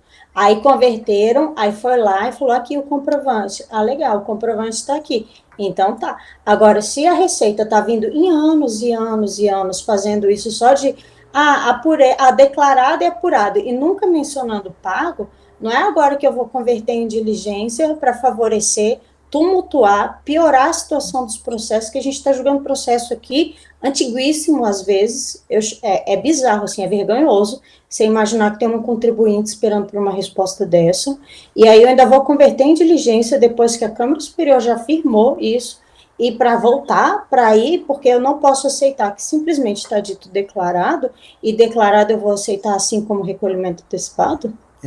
É que a lei fala expressamente no artigo 150 CPN que é pago, não é declarado, é pago. E por que não faz isso, a fiscalização? Por que a fiscalização não muda esse campo e coloca lá, pago, apurado? Ou então a fiscalização coloca, declarou, mas não pagou. Isso é o papel, muito claro, é o papel do fiscal. E o fiscal tem um papel de dizer, olha, eu sou fiscal, eu estou vendo aqui, declarou, mas não pagou, eu instruo o processo, que é a minha obrigação como fiscal, fazer a instrução, e aí eu lanço o valor. Agora, se está vindo de anos a fiscalização fazendo um trabalho que deixa a desejar, sim, porque ele tem acesso, como você mesmo falou, e ele podia falar, declarou e pagou, declarou, mas não pagou, e aí por isso eu estou no suplementar, e outra, se eu estou lançando aqui um suplementar, por que eu não lancei o outro? Ou então, na hora que eu intimo o contribuinte, mais uma falha da fiscalização. Eu intimo o contribuinte e mando para ele pagar. Ele vai com o DARF. Cadê o DARF do outro, se ele não pagou? Não existe isso em nenhum processo. Nunca existiu. Se ele não pagou, se eu vi que ele só declarou e não pagou, eu mando o DARF. É a minha obrigação como Receita. É a minha obrigação como fiscalização. É um papel falho. Aí agora eu volto, mando lá na diligência e volto e vai...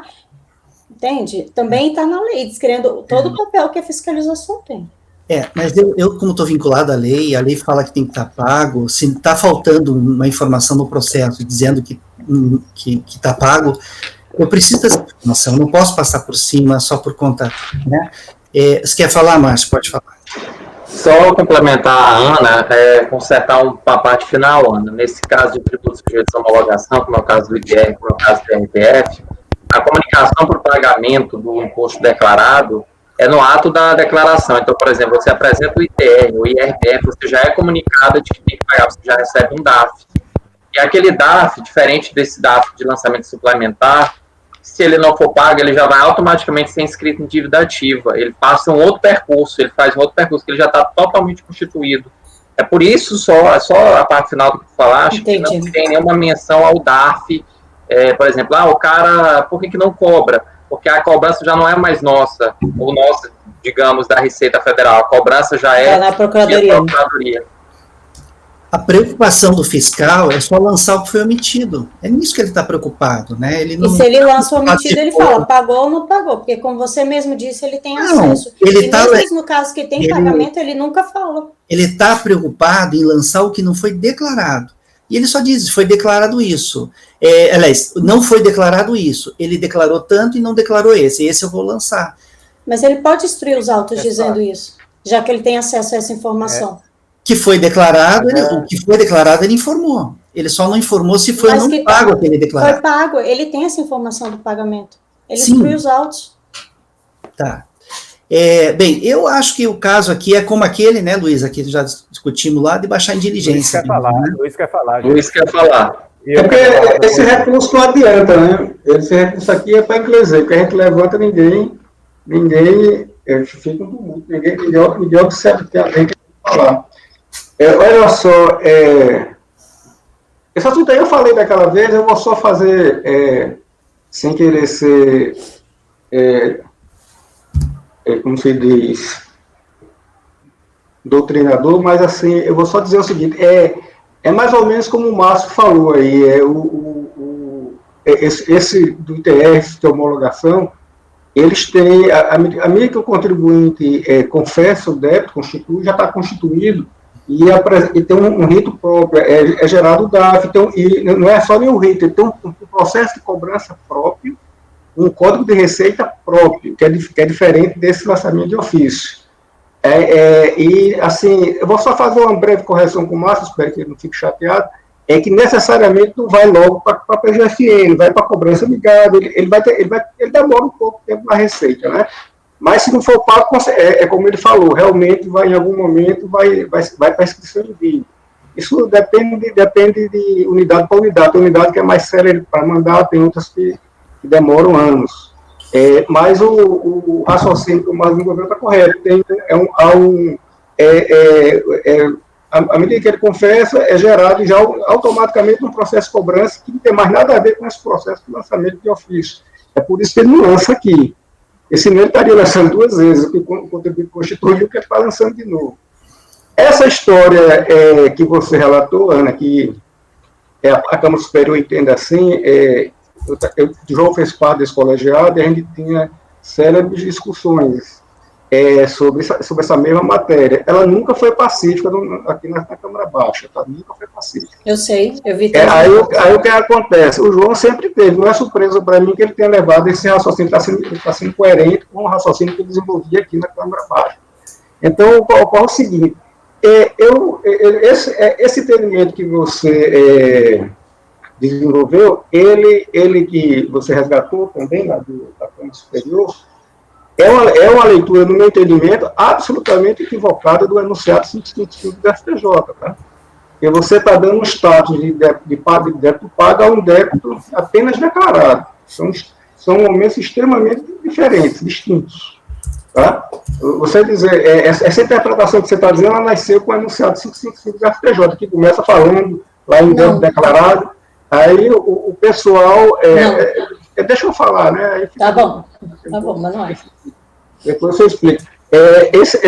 Você dizer que deve declarar débito pago, assim, se afirmar isso, é um assemelhamento que bizarro, porque o débito declarado está constituído, mas necessariamente ele não foi pago, precisa ser comprovado que ele está pago.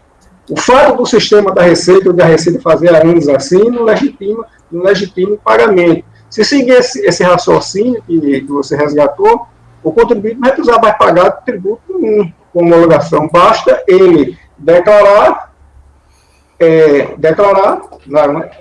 confessar lá no âmbito da declaração de ITR, o de IRPJ, o RPF, qualquer tributo desse aí, de homologação, e chegar e impugnar.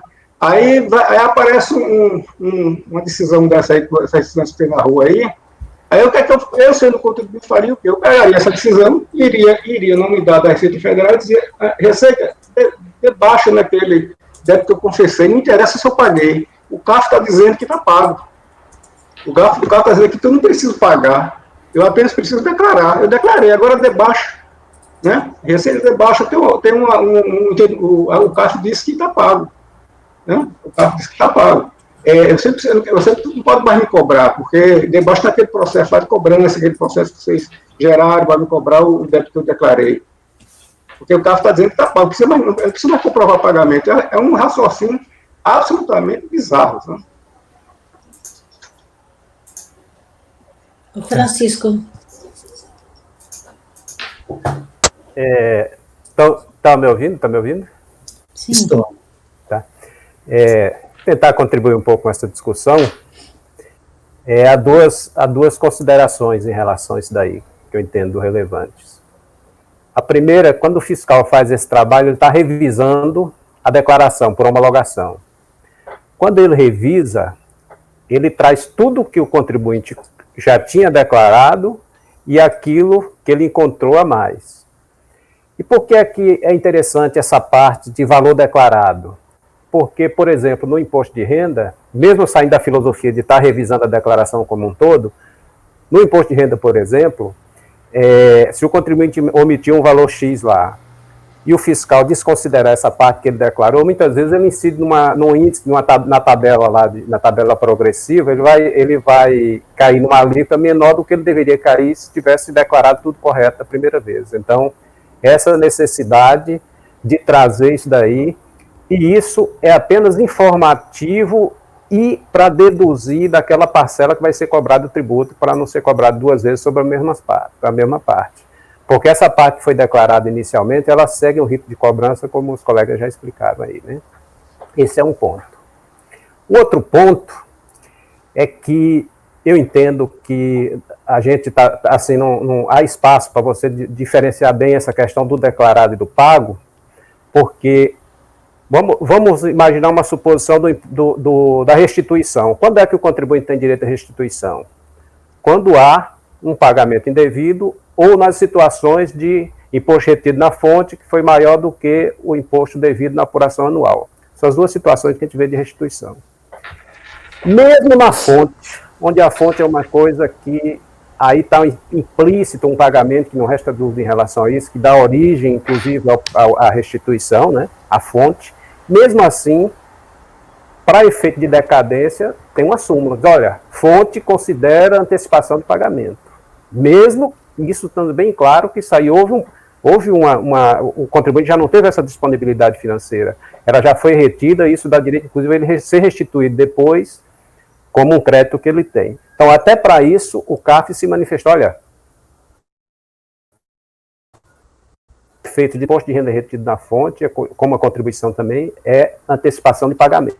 Então, a gente não pode, assim, são situações distintas, embora aparentemente sejam situações iguais, mas não, são distintas. Uma entra na declaração, como eu falei, porque a declaração está sendo revista como um todo. E tem algumas implicações na pessoa física, há a questão das tabelas ali, né?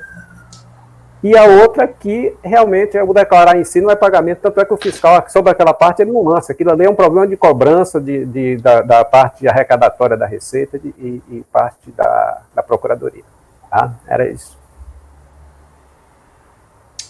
Luiz, sobre a súmula, eu vi que alguns votos que não venceram fazem menção à súmula 555. Eu não concordo dos conselheiros que colocaram essa súmula, tá? Porque dizer que imposto declarado é imposto pago, eu nunca disse isso e não concordo, e tanto que eu nem mencionei aqui a súmula. Até porque a súmula foi feita em sede de ICMS, que se você declara e não paga, você configura inclusive crime tributário, e tem gente presa atrás das grades por isso. Então, não é meu posicionamento, não invoco a súmula e estou longe disso. A questão do ITR é, o fiscal, como o Denis mencionou, tem acesso à informação, pago ou não pago. Eu faço um lançamento de imposto suplementar, apurando o que foi declarado, o que eu entendo como correto e vejo o valor. Agora, se eu sou fiscal e eu tenho a obrigação de instruir, e aquela instrução minha, dentro de uma informação de um pagamento, diz que foi declarado e eu lanço a diferença, tipo assim, eu quero dar uma de João sem braço e esperar ver se o processo volta, aí a gente vê se pagou ou não pagou. Para quê? A gente tem pouco processo na fila para ser julgado, é isso? Então, a gente precisa... Agora, se eu deixo aqui no meu voto dizendo que eu considero, para fins de decadência, que se o fiscal está lançando uma diferença, eu considero como pago, aí é uma questão. Agora, se o contribuinte for lá no judiciário e disser, olha, judiciário, dê baixa aqui porque eu não paguei, mas eu quero considerar como pago, e um juiz aceitar isso, aí você vai ter que conversar com o juiz também, que o juiz está bem errado. Então, não é esse o meu entendimento. O meu entendimento é imposto lançado suplementar, diante do que foi declarado, diante do que eu apurei. Então, eu considero, sim, um recolhimento antecipado, não tenho nenhuma invocação à súmula 555, que eu acho que é incorreto de ser aplicado no presente caso, e eu voto pelo provimento do recurso, aplicando 150 para decadência, de forma alternativa à diligência.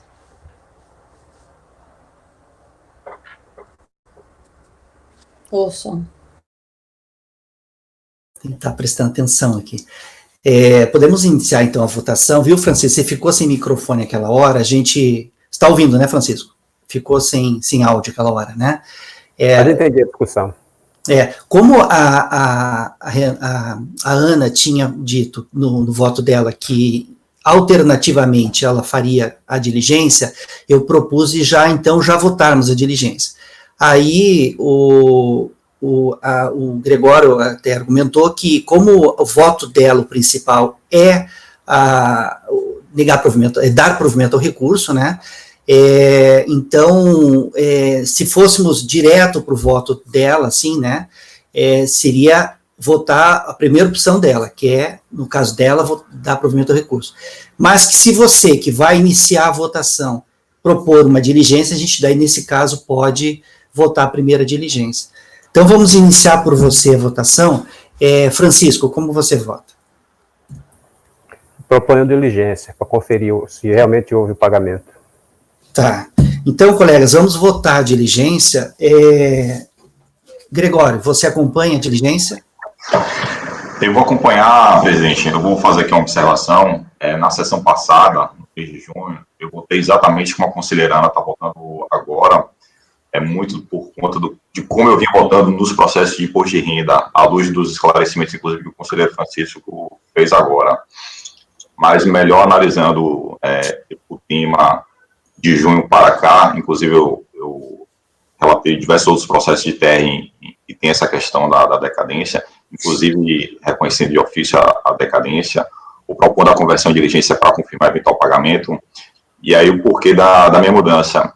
O repetitivo do STJ, em relação ao qual a gente está obrigado a observar, para atrair o 150, parágrafo 4º, ele fala em pagamento, né? Ele fala em pagamento. E o fato de estar lá declarado, não necessariamente houve o pagamento. Você pode presumir, assim, o fiscal não poderia fazer diferente, ele realmente tem que abater. O Márcio já falou, o Luiz já falou, o Francisco já falou. O fiscal não pode fazer nada diferente, ele realmente tem que abater o valor que foi declarado pelo contribuinte, porque aquele valor que foi declarado pelo contribuinte segue um outro rito, não pode ser objeto de lançamento, porque senão pode configurar dupla cobrança em relação ao mesmo débito. Já está confessado, constituído pela declaração do contribuinte, então ele segue um outro rito.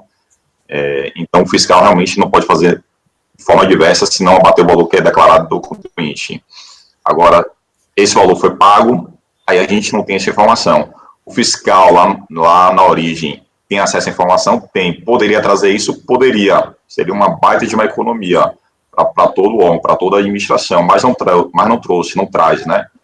Até porque não é o foco dele. De novo, esse aí segue um outro caminho. A DRJ, isso foi alegado, a decadência foi alegada pelo contribuinte. A DRJ poderia trazer essa informação que também tem acesso? Poderia.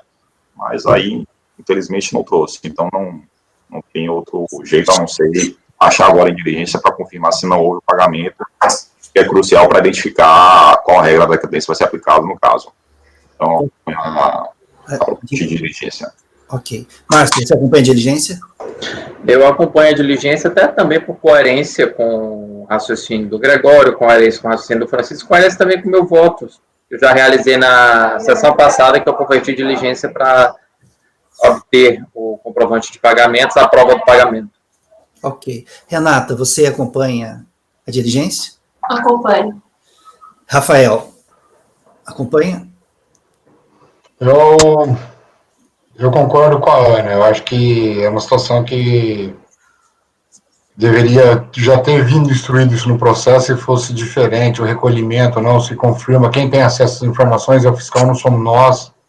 O contribuinte poderia ter juntado, de fato, mas eu não vou acompanhar a diligência, não. Eu concordo com a Ana. Tá? Ok. Luiz, acompanha a diligência?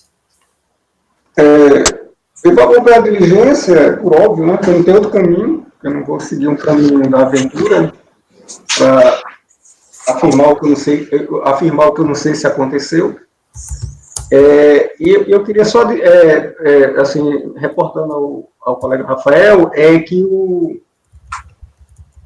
do mesmo jeito que o fiscal teria a obrigação, que eu entendo, que eu particularmente, eu acho até que ele deveria sim ter colocado a tela lá do sinal ou do sistema do conta corrente com o pagamento.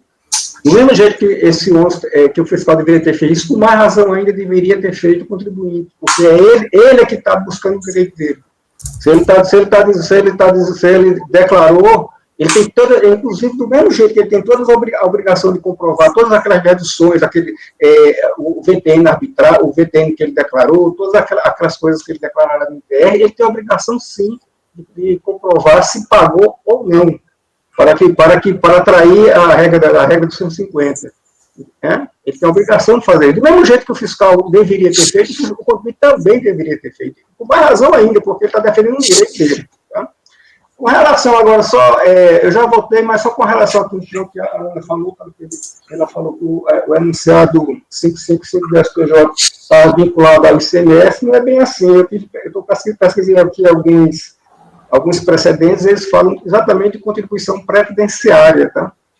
Eles falam de contribuição previdenciária, pelo menos os primeiros precedentes que eu visitei aqui, eles se referem ao débito pago, assim, a essência da súmula tem a ver com contribuição previdenciária, e não com ICMS.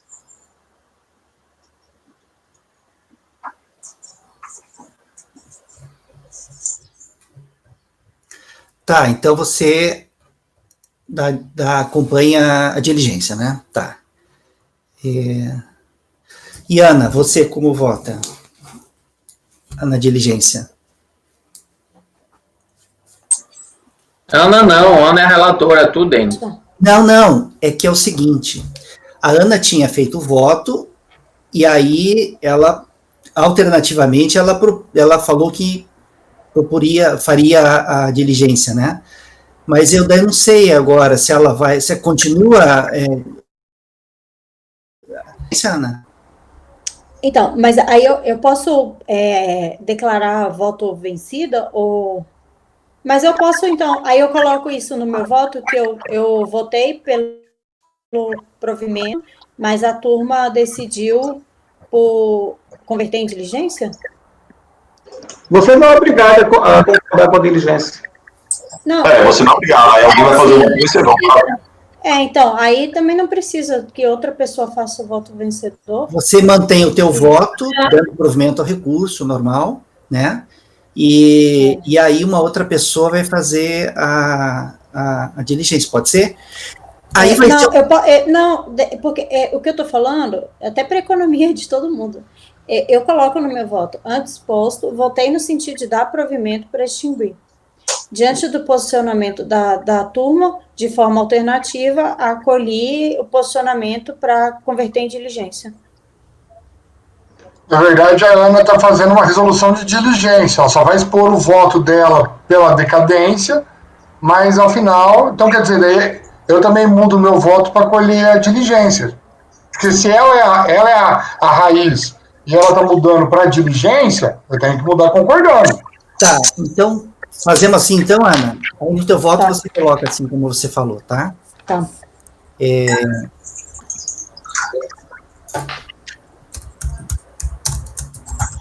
Então vai ficar por unanimidade convertido em diligência? Isso.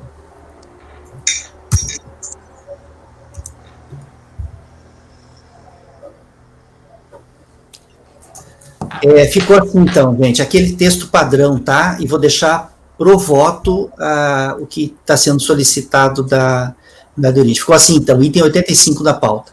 Resolvem os membros do colegiado, por voto de qualidade, converter o julgamento em diligência para que a unidade de origem da Secretaria Especial da Receita Federal do Brasil preste as informações solicitadas nos termos do voto que segue na resolução, consolidando o resultado de diligência de forma conclusiva em informação fiscal, que deverá ser cientificada ao contribuinte para que, a seu critério, apresente manifestação em 30 dias. Tá? E esse aqui por que voto de qualidade? Ai, viajei no Menezes, né? Por maioria de votos, por unanimidade de votos. Por unanimidade de votos, a Ana expôs o entendimento dela, que ela entende pela decadência, mas como ela concorda com a diligência, então vai ser unânime, né?